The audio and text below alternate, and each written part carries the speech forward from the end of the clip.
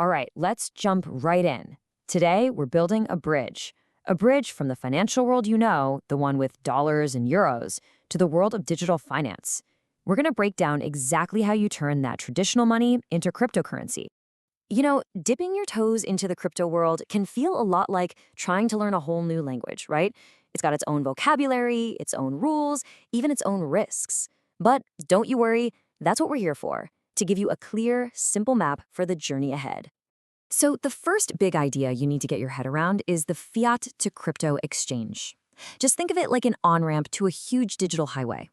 It's simply the place where you swap your government-issued money, what's called fiat, for digital assets like Bitcoin or Ethereum. It's your gateway. And here's our game plan for today. We're going to start with that on-ramp idea, then I'll walk you through your very first trade in 3 easy steps. After that, we'll talk about picking the right platform, how to do it all safely, super important, and finally, we'll look at the off-ramp, which is just as crucial, getting your money back out. Okay, first up, the crypto on-ramp. Like we said, this is the bridge. It's what connects the banking system you use every single day with this new, always-on world of digital finance.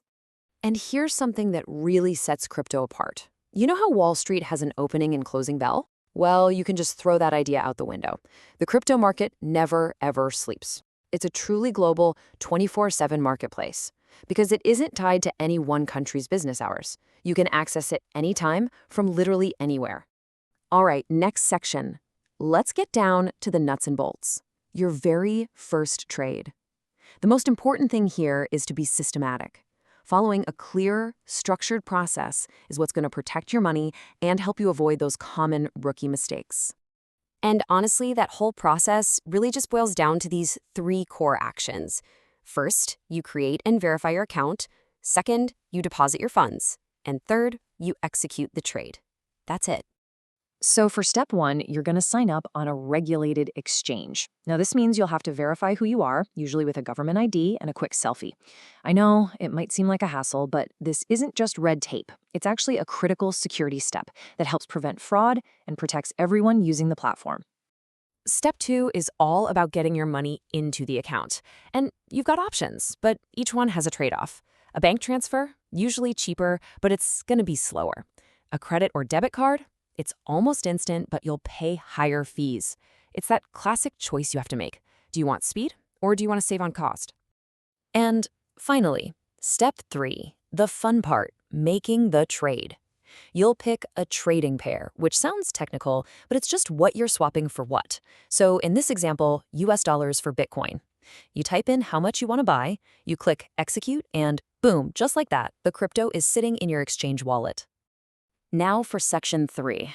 Look, if getting into crypto is an expedition, then the exchange you use is your vehicle. And picking the right one, it is absolutely critical for your success and, of course, your security. So, how do you choose? Well, let's look at a few of the big players side by side. Binance is super popular, partly because of its low standard fee, just 0.1%.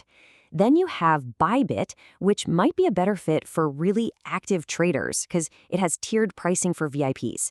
And Exness, they focus on what are called raw spreads. That means a tighter gap between the buy and sell price and super fast execution. These are the little details you'll want to compare. And if you look at what users think, it tells a pretty similar story. All 3 of these platforms are rated incredibly high. These scores are a really good snapshot of things like reliability, how easy the site is to use, and customer service. But let's talk about a hidden cost.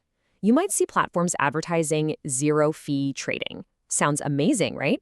But often, the real cost is tucked away in something called the spread. That's just the small difference between the buy price and the sell price. A wider spread can actually end up costing you more than a straightforward, transparent fee. So it's something you've always got to be aware of.